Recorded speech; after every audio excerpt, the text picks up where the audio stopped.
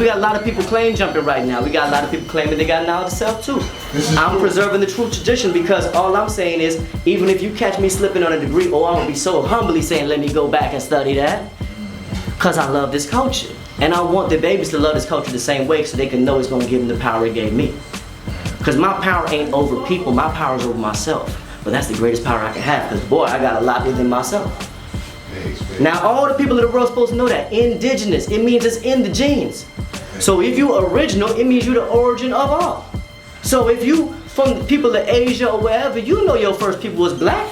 Everybody know that. Everybody know the bottom people is the darkest people. And we supposed to got a tradition to know how to become godly.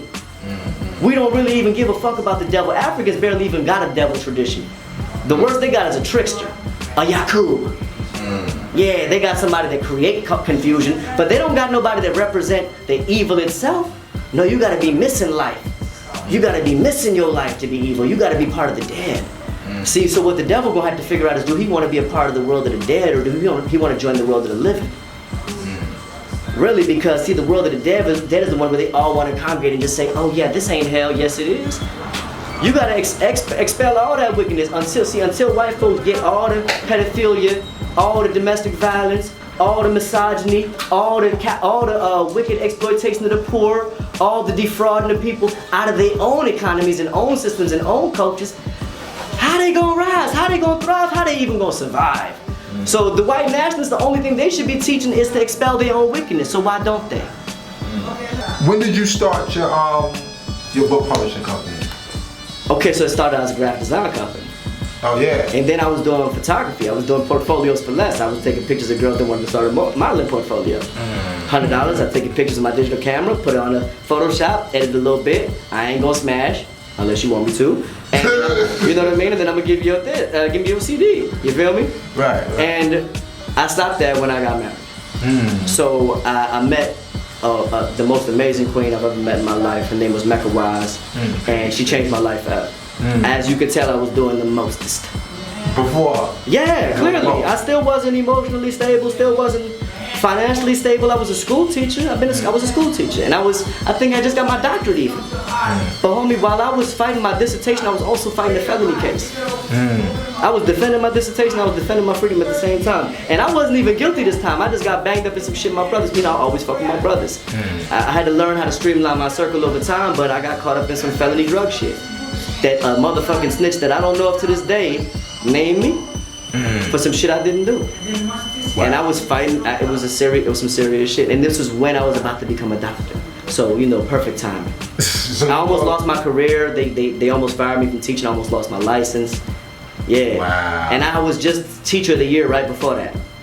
Wow, okay. Yeah. So, all right, let me just back a little bit, even go back further. So God, if you try to do my life, God, it's going to be so impossible. Yeah, no, I know, but as we zigzag. Oh, but it's going to be funky, though. It's going to be so funky. Yeah, as we zigzag through your history, because, you know, now you're telling me you were on your way to getting a doctorate, but then you were also playing with all these different troubles of... Okay, so high school, I got kicked out of high school. I went to Lincoln High School, where it was the hood, and the homie Jafar had just gotten killed the previous year. Like, you know, like it was fucked up. Like we was mourning him while we was graduating. So I switched high schools in the middle of my high school career, but it was like a high school that was local for me. Basically the only high school that would take me. Because of what I got kicked out of high school for, because I basically threatened a white boy, and it was some shit, because he tried to threaten me and they was trying to do some racist shit, and I basically like threatened to kill him in front of him and his friends.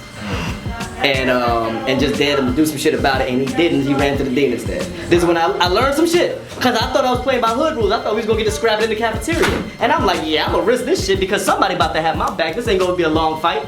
You know what I mean? It's 8 motherfuckers with him, but I'ma live. So I'ma die for pride. You know what I mean? Basically in this scenario, and I was with the dying for pride for too many situations.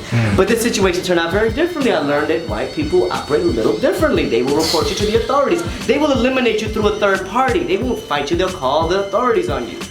Right? If they're mildly offended by you, let's say you barbecue and you're smoking a cigarette near them, they will literally have you removed by an authority that may kill you and actually apparently has the license to. Right. Absolutely. So, yeah, so you know that's what was going on. And boy, Man, these stories. Yeah, so I got kicked out of high school, went to another high school. This high school was in the hood. It was one of the few high schools that would take me because they basically put out a report, don't take this kid.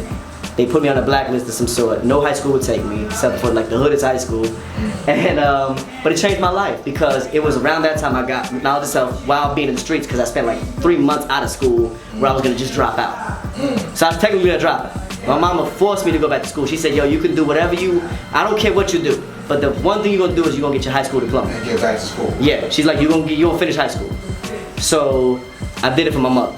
I really did that shit for my mother. If Mecca did this,